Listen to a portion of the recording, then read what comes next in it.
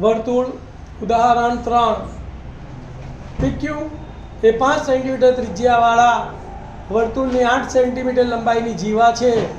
P અને Q માંથી પસાર થતા સ્પર્શકો બિંદુ T માં છેદે છે. તો TP ની લંબાઈ શોધો. ધ્યાન આપો ભાઈ.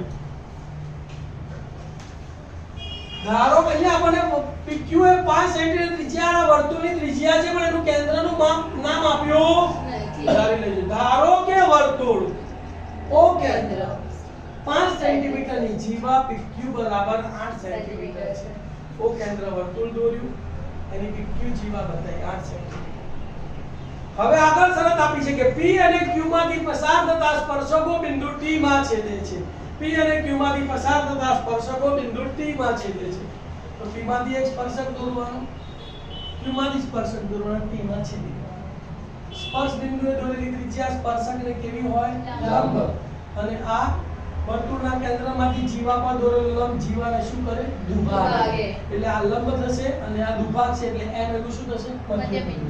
આખું માપ 8 છે, તો pm કેટલું થશે? 4. અને આ કાટકોણ ત્રિકોણ બની ગયો. ચાલો પાયથાગોરસનો ઉપયોગ કરીને પહેલા OM શોધીશું. આ કાટકોણ ત્રિકોણ OPT એનો આ વેધ કહેવાય કે ના કહેવાય? તો કાટકોણ ત્રિકોણના વેધનો ઉપયોગ કરીને, સમરૂપતાનો ઉપયોગ કરીને આપણે PT નું માપ શોધીશું. ધ્યાન આપજો. ધારી લઈએ કે ધારો કે OM લંબ PQ તથા OM T છે. તો માટે શું થશે? PQ 8 છે, તો માટે PM બરાબર 1/2 PQ. તો 1/2 ગુણ્યા 8, તો માટે PM બરાબર 4 સેન્ટીમીટર. હવે આપણે આ કાટકોણ ત્રિકોણની પહેલા વાત કરી લઈએ.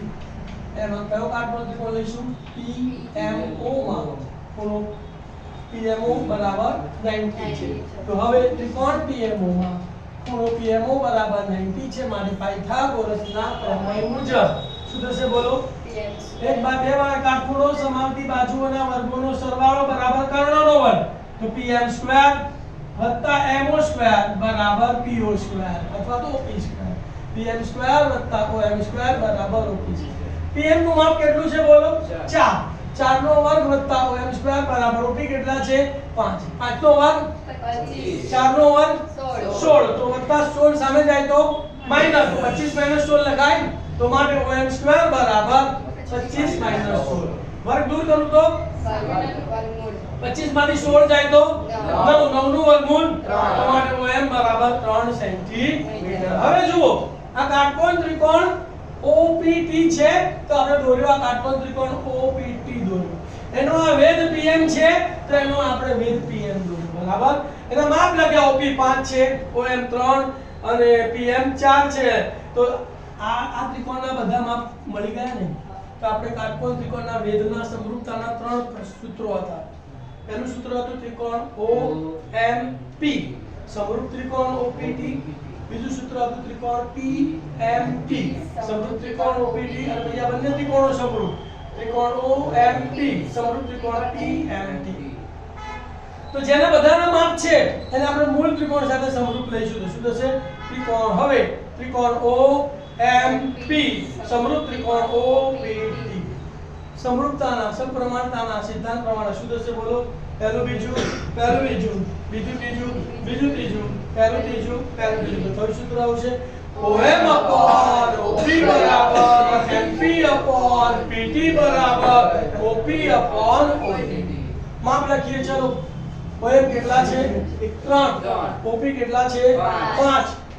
MP કેટલા છે? 4. PT આપણે શોધવાના છે.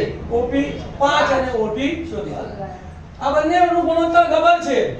PT નું માપ શોધવાનું છે, તો આપણે આ બે ગુણોત્તરને સરખાવવાના. તો માટે શું થશે? 3/5 બરાબર 4/3. ચોકડી ગુણાકાર કરીએ તો 3PT બરાબર 5 ચોક 20. તો 3PT બરાબર 20. 3 ગુણાકારમાં સામે ગયા તો માટે PT બરાબર 20/3 સેન્ટીમીટર. લખી કાઢો.